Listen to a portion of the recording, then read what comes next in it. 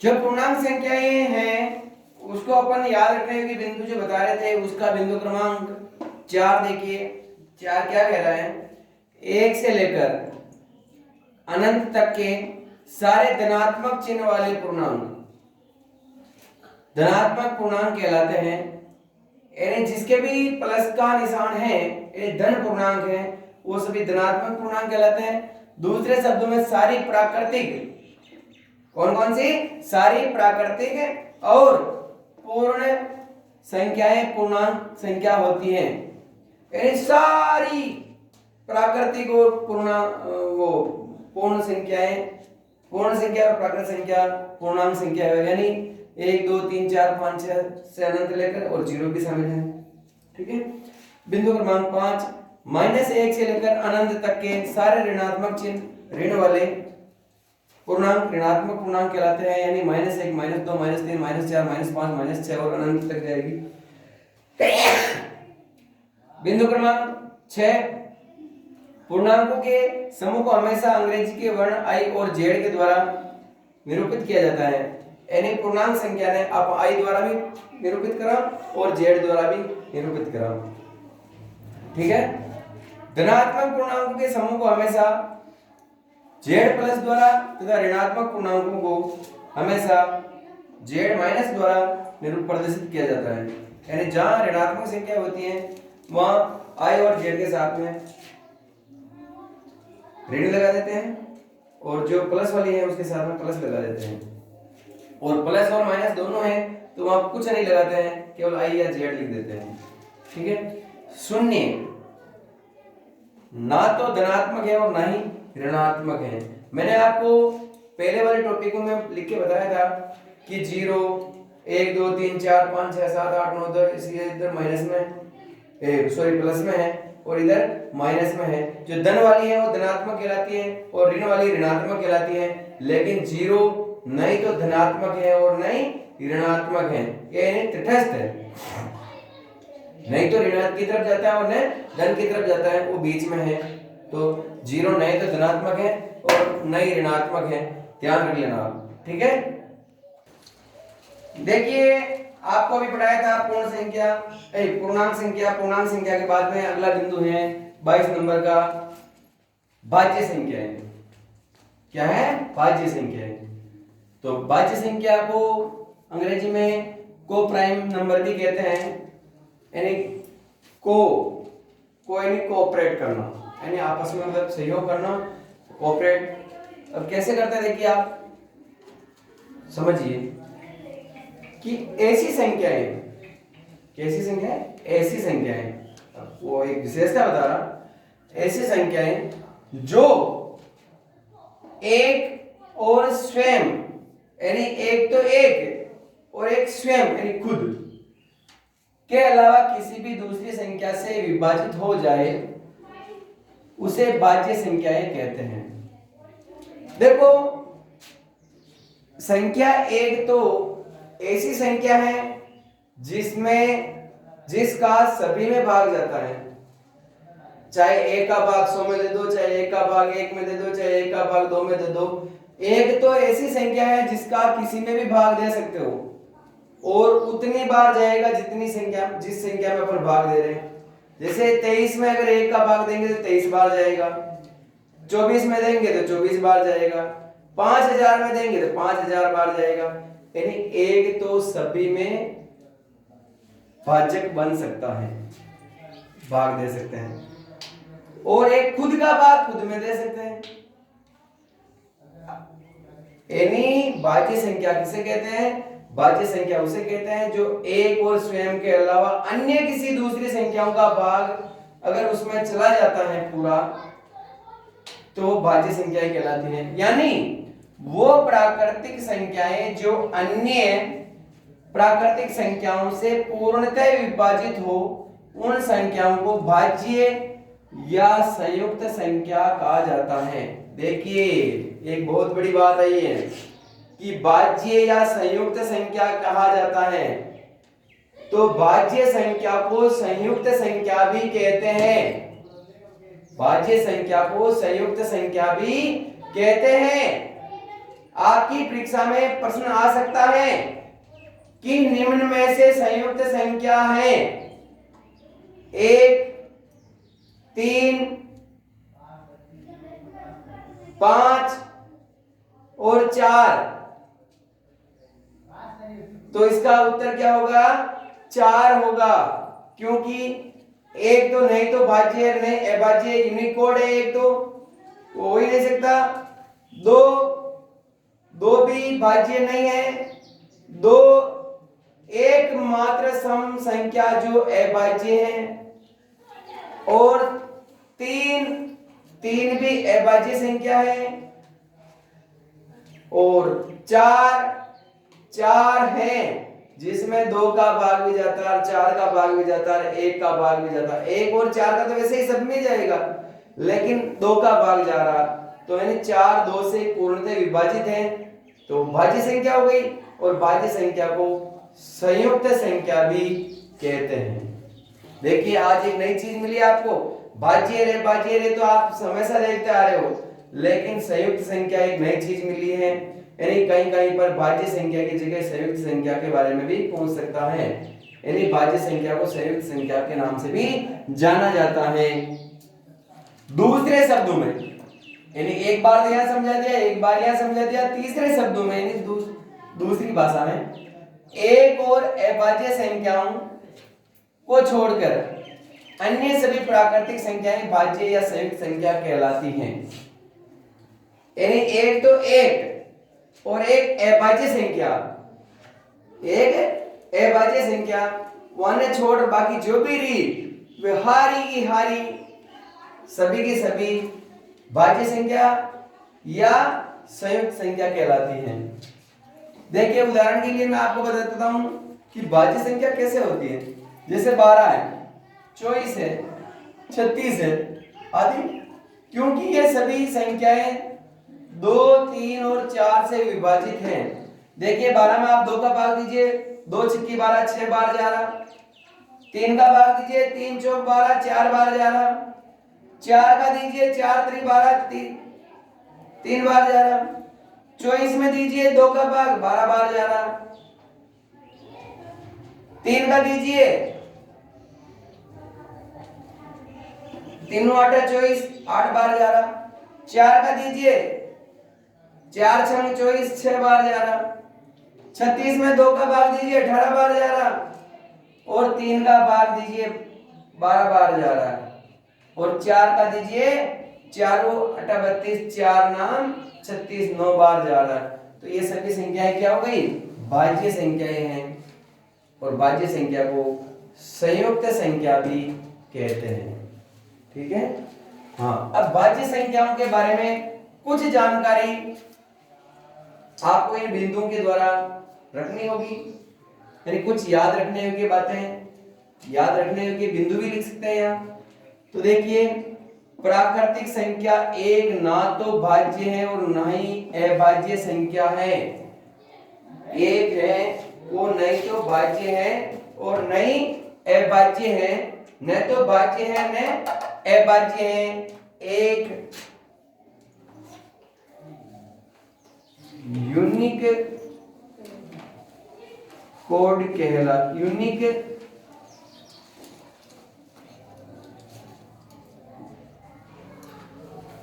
संख्या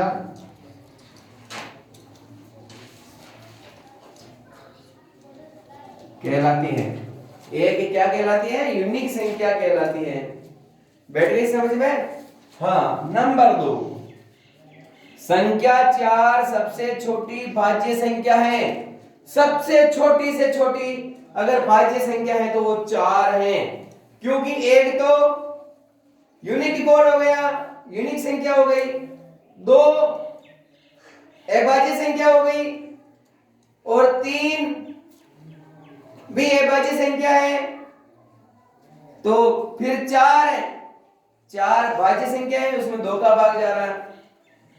तो आपको ध्यान में रखना है कि एक यूनिक संख्या है, 2 सबसे छोटी अभाज्य संख्या है और सम है, 3 सबसे छोटी विषम अभाज्य संख्या है। सबसे छोटी विषम अभाज्य संख्या, अगर सबसे छोटी अभाज्य संख्या की बात करें तो 2 आती है, लेकिन अगर उसमें एक शब्द और जुड़ जाता है विषम अभाज्य तो 3 है, और 4 भाज्य संख्या है जो सबसे छोटी है। अगला बिंदु, संख्या 2 को छोड़कर सभी सम संख्याएं भाज्य होती हैं। जितनी भी सम संख्या है, जितनी भी यानी 2 से प्रारंभ होकर अनंत तक जितनी भी सम संख्याएं हैं वो भाज्य होती हैं, केवल और केवल 2 को छोड़कर। यानी जितनी भी सम संख्याएं हैं उसमें 2 शामिल नहीं है, यानी 2 अभाज्य संख्याएं, बाकी सभी सम संख्याएं भाज्य संख्याएं होती हैं। नंबर 4, सभी विषम संख्याएं भाज्य संख्या नहीं होती है, यानी जितनी भी विषम संख्याएं हैं वो भाज्य संख्या नहीं है वे। जैसे मैं आपको बता देता हूं, विषम संख्या 1 तो यूनिकोड है, फिर 3 अभाज्य है, फिर 5 भी अभाज्य है, फिर 7 भी अभाज्य है, लेकिन 9 विषम तो है लेकिन भाज्य है वो, क्योंकि उसमें 9 में 3 का भाग भी जाता है। तो देखिए, फिर 11 अभाज्य संख्या है, फिर 13 भी अभाज्य संख्या, 15 में 3 का भाग भी जाता है, 5 का भाग भी जाता है। इसलिए मैंने क्या कहा कि सभी विषम संख्याएं भाज्य संख्या नहीं होती हैं। बैठ गई समझ में? हाँ, देखिए अपन ने पहले पढ़ा था भाज्य संख्या, तो ये चीज तो मैंने आपको कही थी कि ये जो प्रश्नावली है सबसे लंबी प्रश्नावली है और सबसे आधारभूत, यानी ये समझ लें कि अपने घर पर एक बहुत बड़ा बंगला बना रहे हैं और बंगला बनाते समय क्या ध्यान में रखना चाहिए, सबसे मजबूत क्या चीज बनानी चाहिए, यानी सबसे मजबूत नींवें भरी जाती है, यानी वो नींव है वो मजबूत भरी जाती है। उसी तरह गणित की नींव भी ये पहली प्रश्नावली है, संख्या ज्ञान, संख्या प्रणाली और संख्या पद्धति की। अगर ये प्रश्नावली आपकी मजबूत हो गई, ये प्रश्नावली अगर आपकी कंप्लीट हो गई, तो गणित में आप सबसे होशियार बच्चे होंगे। तो जो भी मैं आपको लिखवा रहा हूं, पढ़ा रहा हूं, इसको आप हमेशा का हमेशा याद करें और अगले दिन पिछले को पढ़ करके फिर अगले को पढ़ें तो आपको याद होते रहेगा। तो देखिए, अभाज्य संख्या, प्राइम नंबर किसे कहते हैं? ऐसी संख्याएं जो एक एवं स्वयं के अतिरिक्त किसी अन्य प्राकृतिक संख्याओं से विभाजित नहीं होती हो, उसे अभाज्य संख्याएं कहते हैं। आपको मैंने भाज्य संख्या के बारे में बताया है कि एक और स्वयं के अलावा दूसरी संख्याओं का भाग जाए उसे भाज्य संख्याएं कहते हैं, और इसमें यह अंतर है कि एक और स्वयं के अलावा किसी का भाग नहीं जाता हो, किसी से भी पूर्णतः विभाजित नहीं होती हो, उसे अभाज्य संख्या कहते हैं। दूसरे शब्दों में, एक तरीका तो ये, दूसरा तरीका क्या है? दूसरे शब्दों में, जैसा कि हम जानते हैं कि गणित में सभी संख्याएं एक या अपने आप से पूर्णतः विभाजित होती हैं। गणित में ऐसी कोई सी भी संख्या ले लो, किसी भी प्रकार की संख्या ले लो, लेकिन वो एक और स्वयं से तो सभी संख्याएं विभाजित होती हैं, लेकिन एक से बड़ी वो संख्या एक से बड़ी होनी चाहिए। एक से बड़ी वो प्राकृतिक संख्याएं जो एक और खुद को छोड़कर किसी और संख्या से विभाजित ना हो, उन सभी संख्याओं को अभाज्य संख्या कहा जाता है। यानी एक से बड़ी होनी चाहिए और वो एक और खुद के अलावा किसी से विभाजित नहीं होती हो, उसे अभाज्य संख्या कहा जाता है। जैसे आपने देखा कि 2, देखिए आप प्रारंभ 2 से हो रही है, क्यों कि एक से बड़ी होनी चाहिए और एक से बड़ा तो 2 ही है। 2 3 5 7 11 13 17 19 23 29 31 37 41 43 47 51 53 और भी संख्या है 57 है 59 है 61 है और 67 है और 71 है। ऐसे करके ये अभाज्य संख्याएं हैं। इसमें आपने देखा कि सबसे छोटी अभाज्य संख्या कौन सी है? 2 है। 2 से प्रारंभ हो रही सबसे छोटी है। तो इसको समझने के लिए कुछ बिंदु की भी आवश्यकता है, कुछ बिंदु को भी याद रखना होता है। देखिए आप, संख्या 1 ना तो अभाज्य है और ना ही भाज्य है। संख्या 1 यूनिक संख्या है।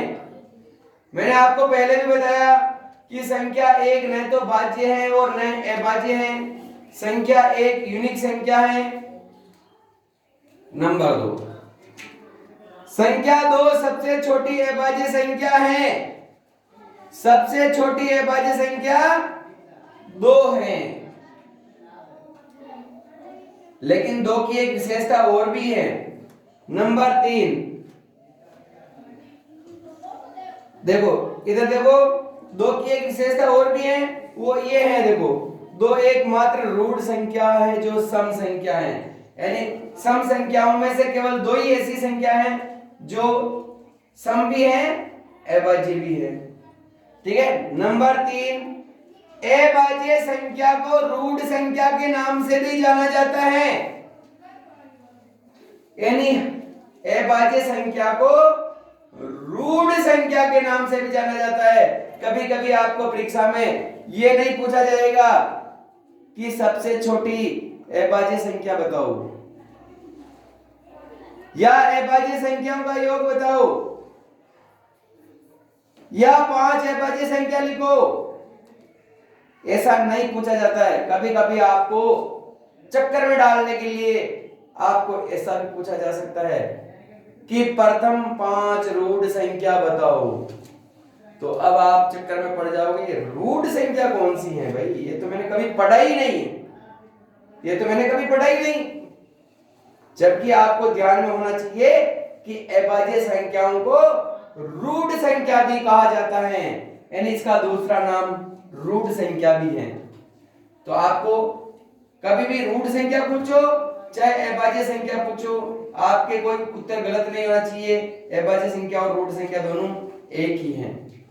2 एकमात्र रूढ़ संख्या है जो सम संख्या है। आपको इसको ऐसा भी लिख सकते हैं, 2 एकमात्र अभाज्य संख्या जो सम संख्या भी है। नंबर 5, 3 सबसे छोटी विषम अभाज्य संख्या है। अगर सभी अभाज्य संख्याओं की बात करें तो 2 सबसे छोटी अभाज्य संख्या है, लेकिन अगर विषम संख्याओं की बात करें तो सबसे छोटी अभाज्य विषम संख्या 3 है। ध्यान रखना, यह शब्द आना चाहिए। विषम विषम आ जाए तो 3 और केवल अभाज्य संख्या आ जाए तो 2। अगला बिंदु 6, 1 से लेकर 100 तक कुल 25 अभाज्य संख्याएं हैं। यानी 1 से लेकर 100 तक कितनी अभाज्य संख्या है? 25 हैं। आप इस सबको याद करें और दोहराते रहे, पढ़ते रहे, लिखते रहे ताकि आप भूले नहीं। बैठ गई समझ में? नहीं बेटी? बैठ गई ना? आप इसको और देखते रहे और पढ़ते रहे।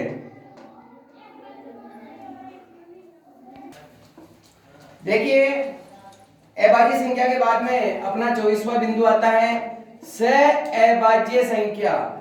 सहअभाज्य संख्या नाम से ही स्पष्ट हो रहा है। यानी साथ में अभाज्य विभाजित नहीं होती हो।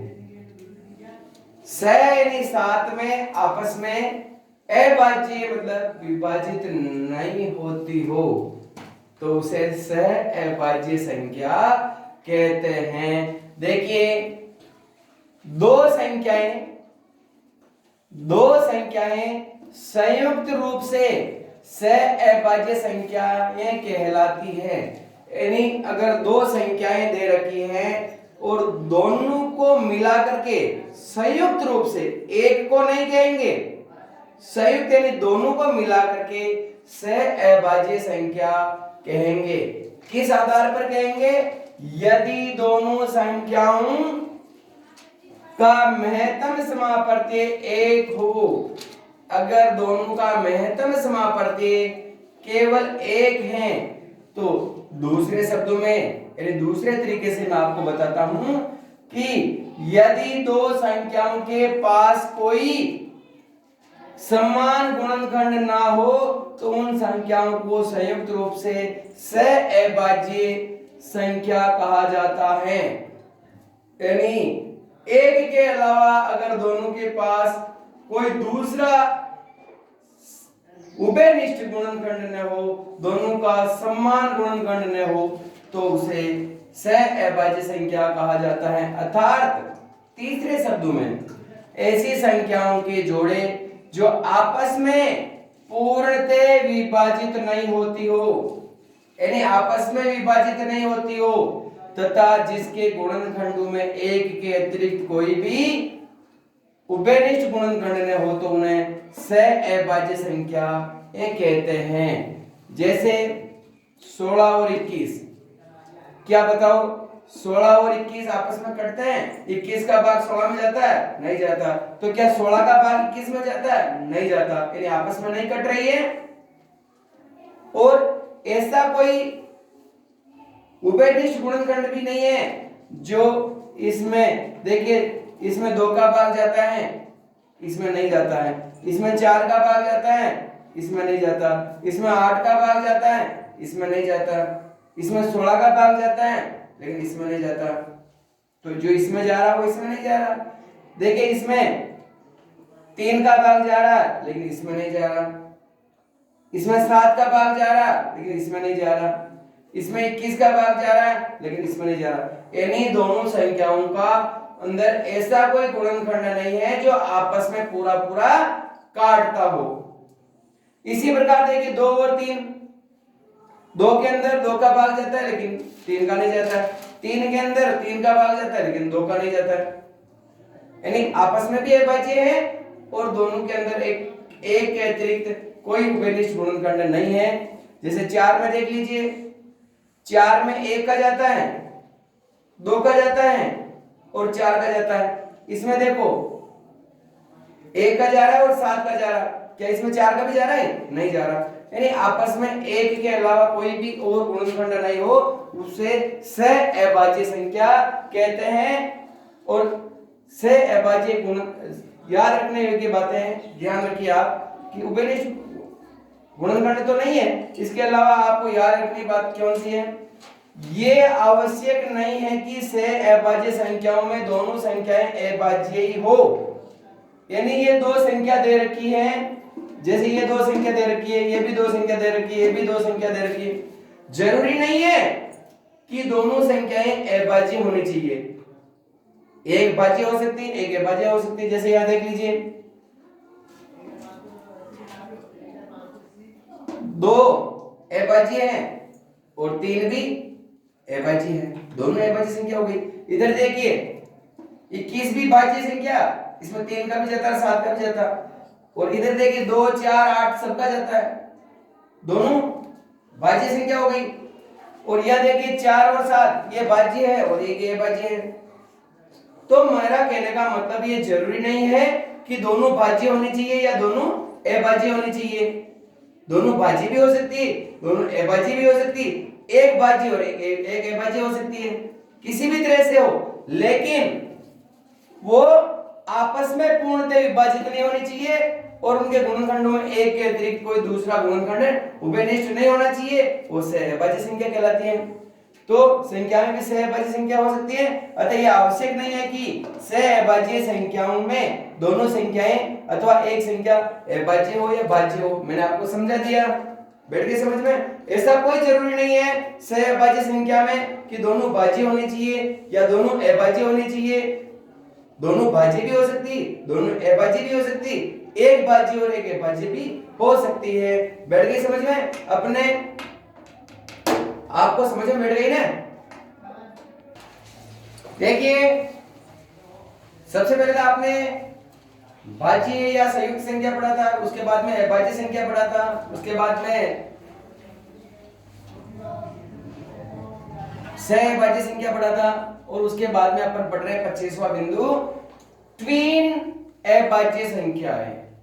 यानी ट्वीन अपने आप में मतलब अर्थ से पता चल रहा है कि ट्वीन यानी टू, दो अभाज्य संख्याएं, उसे कैसे है मतलब वो दो अभाज्य संख्याओं का ऐसा जोड़ा, वो भी कौन सी होनी चाहिए? अभाज्य संख्या होनी चाहिए, उसमें भाज्य संख्या शामिल नहीं है। यानी दो अभाज्य संख्याओं का ऐसा जोड़ा जिसमें बड़ी वाली संख्या और छोटी वाली संख्या से दो बड़ी है, यानी बड़ी वाली संख्या छोटी वाली संख्या से दो बड़ी होनी चाहिए, दो का अंतर होना चाहिए। या दूसरे शब्दों में दो अभाज्य संख्याओं का ऐसा जोड़ा जिसमें दोनों संख्याओं के मध्य का अंतर सिर्फ दो ही होना चाहिए, यानी दो से ज्यादा का अंतर नहीं होना चाहिए। अगर दो अभाज्य संख्याओं के मध्य दो का अंतर है तो वो ट्वीन अभाज्य संख्याएं कहलाएगी। तो ऐसी संख्याओं को संयुक्त रूप से ट्वीन अभाज्य संख्या कहा जाता है। यानी अकेली को नहीं कहते हैं, दोनों को मिला करके, यानी संयुक्त साथ में दोनों को मिला करके ट्वीन अभाज्य संख्या कहते हैं। कुछ उदाहरण मैंने आपको दिए, इन उदाहरणों के माध्यम से आप समझे कि जैसे 3 और 5, 3 भी अभाज्य संख्या है और 5 भी अभाज्य संख्या है।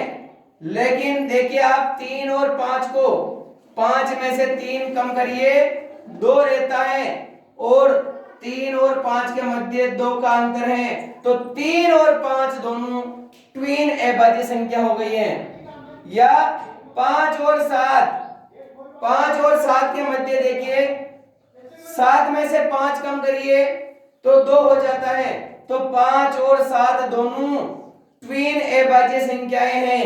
इस प्रकार देखिए 11 और 13 दोनों भी अभाज्य संख्या है, और इसका अंतर निकालिए, 13 में से 11 कम करिए 2 है, तो ये 11 और 13 दोनों क्या हो गई? ट्वीन अभाज्य संख्या हो गई। इसी प्रकार 17 और 19 को देखिए, 17 भी अभाज्य संख्या है और 19 भी अभाज्य संख्या है, और दोनों का अंतर भी 19 और 17 का अंतर 2 है, तो 17 और 19 दोनों ट्वीन अभाज्य संख्या हो गई है। तो देखिए इस प्रकार एक ट्वीन अभाज्य संख्या हुई है। अगला बिंदु होता है अपना 26वां, त्रिभाज्य संख्या।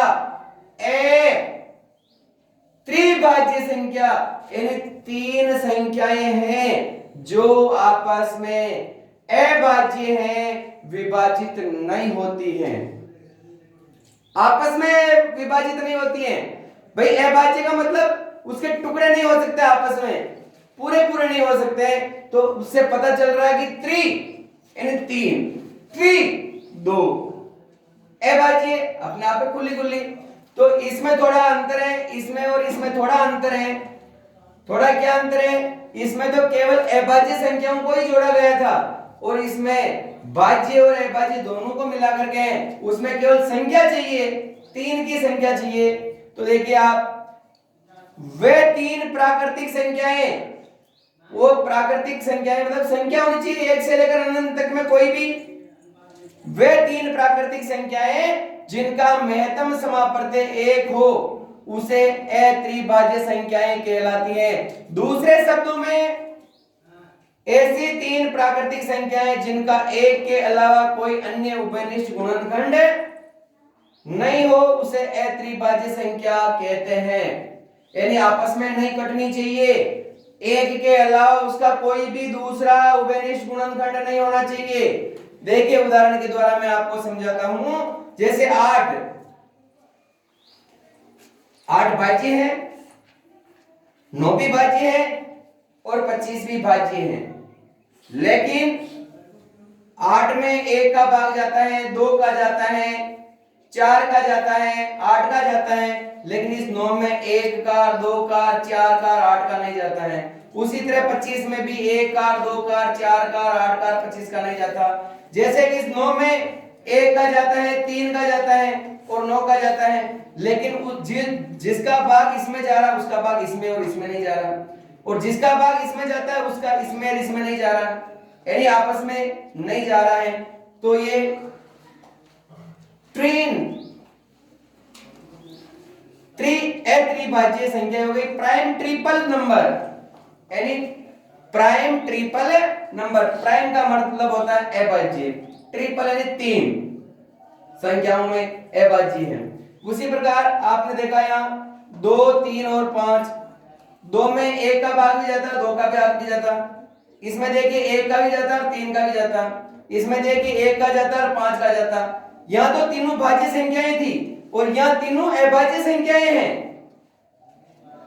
मतलब इसमें भाज्य भी हो सकती है, अभाज्य भी हो सकती, कुछ भाज्य हो सकती है, कुछ अभाज्य हो सकती है, कुछ सम हो सकती है, कुछ विषम हो सकती है, लेकिन तीनों आपस में नहीं कटनी चाहिए। एक के अलावा तीनों में उभयनिष्ठ गुणन एक के अलावा दूसरा नहीं होना चाहिए, उसे अत्रिभाज्य संख्याएं कहते हैं।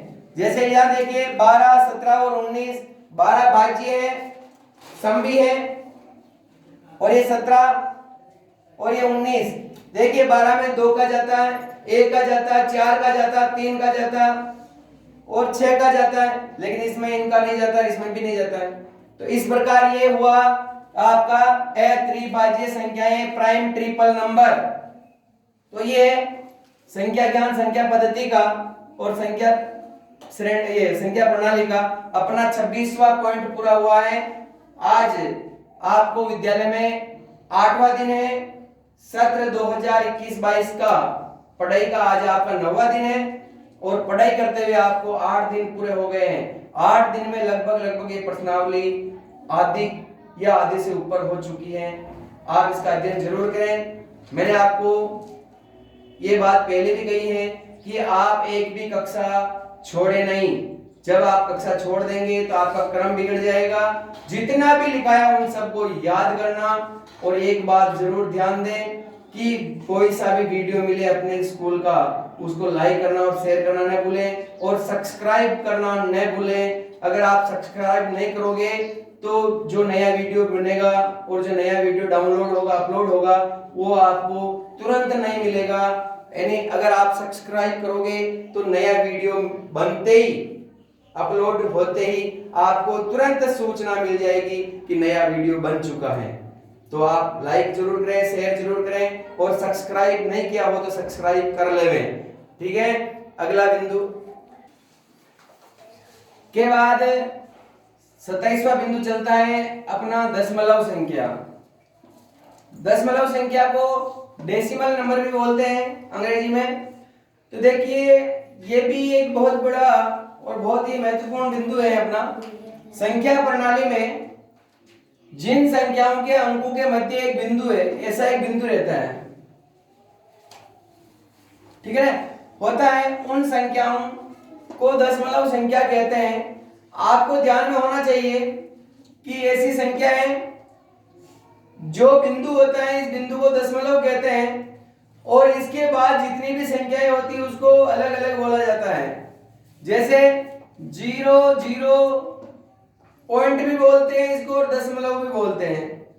0.005 या 1.25, यानी दशमलव के बाद में जितनी भी संख्याएं होती है उसको अलग अलग बोला जाता है। जैसे यहाँ 535.25 आदि, यानी आदि का मतलब यही नहीं है, और भी बहुत सारी संख्याएं हैं जिसमें दशमलव लगा सकते हैं। यानी अगर अपन जीवे जब तक भी अगर दशमलव लगा लगा करके संख्या बोले तो पूरी नहीं हो सकती है, इतनी दशमलव संख्याएं हैं और बन सकती हैं अपने। और अगला बिंदु है अपना 28वां, दशमलव भिन्न संख्याएं। दशमलव की भिन्न संख्याएं, इसको बोलते हैं decimal fraction number. Decimal fraction number अंग्रेजी में बोलते हैं। जैसे आप समझिए, ऐसी भिन्नात्मक संख्याएं जिनका हर 10 हो या 10 की घात हो उसे दशमलव भिन्न संख्या कहते हैं। दशमलव भिन्न की संख्या कहते हैं। यानी उसके जो हर हैं, नीचे की संख्या है वो 10 हो सकती, 100 हो सकती, 1000 हो सकती, 10,000 हो सकती, यानी 10 यानी नीचे 0 ही 0 बस, उसे दशमलव की घात कहते हैं। जैसे यहाँ 8/10, 83/100, 83/1000, 73/10 आदि है। यानी नीचे 10 या 10 की घात में होनी चाहिए, पर उसे दशमलव भिन्न संख्या कहते हैं। इसी प्रकार अपना आगे चलते हुए 29वां जो बिंदु आता है, 29वां जो पॉइंट आता है अपना मुख्य, वो परिमेय संख्या, रेशनल नंबर। परिमेय संख्या किसे कहते हैं? ऐसी संख्या जिसे p/q के रूप में लिखा जा सकता हो जहां q यानी q कहां है? नीचे। q बराबर 0 नहीं है, यानी q का मान बराबर 0 भी नहीं है, ऐसी संख्या नहीं है, ऐसी संख्या परिमेय संख्या कहलाती है। दूसरे शब्दों में यानी दूसरे तरीके से मैं आपको समझाऊं कि ऐसी संख्या जो p/q के रूप में होती हैं जहां p और q पूर्णांक संख्या है, p और q पूर्णांक संख्या है, कोई ना कोई संख्या है और q बराबर 0 नहीं है। इसका मतलब यह है कि q का मान 0 के बराबर नहीं होगा, यानी q 0 से या तो बड़ा होगा या बड़ा ही होगा, q का मान 0 के बराबर नहीं होगा। परिमेय संख्या को q से प्रदर्शित करते हैं, यानी जहां आपने मतलब प्राकृत संख्या को n से किया था वैसे ही मतलब यहाँ q से प्रदर्शित करेंगे। उदाहरण है 5/7, 8/9, 4/7, 0, 7/9, 5/2, 0/4, 1/7 आदि है। तो देखिए आप कि p/q में कैसे प्रदर्शित करते हैं। देखिए 5/7, तो 7 का भाग 5 में देंगे तो नहीं जाएगा, 0 के बाद 0 लगाएंगे, 0 के बाद पॉइंट लगाएंगे, पॉइंट लगते ही यहाँ 50 हो जाएगा, और 7 7 49, 7 7 49, एक बच गया और एक के बाद फिर 0 लगाया, 10 हो गए, 7 एकम 7, यानी 5/7 का मान हो गया 5/7 का मान हो गया 7 7 49, यानी 0.71 और आगे भाग जाता रहेगा। यानी 0.71 का मतलब क्या 0 आ गया है क्या? नहीं आया ना, 0 से बड़ा ही है। तो इस प्रकार जो संख्या 0 के बराबर नहीं होती है उसे परिमेय संख्या कहते हैं, यानी 0 के बराबर नहीं होती उसे परिमेय संख्या कहते हैं। ठीक है, जो आपने परिमेय संख्या पढ़ी है उस परिमेय संख्या को समझने के लिए कुछ आपको याद रखने के लिए बिंदु है, उन बिंदु को भी याद रखना है जिससे आपको परिमेय संख्या समझ में बैठ जाएगी। ठीक है ना, जैसे शून्य भी एक परिमेय संख्या है क्योंकि इसको भी p/q के रूप में लिखा जा सकता है, यानी 0/4, 0/6, 0/1 और 0 आदि को भी आप परिमेय संख्या में समझ सकते हैं। क्योंकि 4 का भाग 0 में जाएगा तो वो 0 के बराबर नहीं आएगा। ठीक है ना। बिंदु नंबर 2, एक परिमेय संख्या में शून्य सिर्फ p का स्थान ले सकता है, यानी शून्य है वो केवल p का स्थान ले सकता है और कभी भी q का स्थान नहीं ले सकता है। क्योंकि यदि शून्य ने q का स्थान यानी हर का स्थान ले लिया तो उस संख्या का मान अज्ञात हो जाएगा। यानी 0 हमेशा p के स्थान पर बैठ सकता है लेकिन q के स्थान पर नहीं बैठ सकता है। अगर q के स्थान पर बैठ गया तो उसका मान अज्ञात हो जाता है, उसका ज्ञात ही नहीं होता है, अपन नहीं निकाल सकते उसका मान। जैसे यहाँ 1/0, अगर आपने 1/0 लिख दिया इसका कोई मान नहीं आएगा, यानी 0 का भाग ही नहीं जाता है। इधर देखिए 5/0 और 0/0 यानी 0 का भाग नहीं जाता तो उसका मान ज्ञात होता है क्या? नहीं होता है। इस प्रकार आपकी ये परिमेय संख्या पूरी हुई है।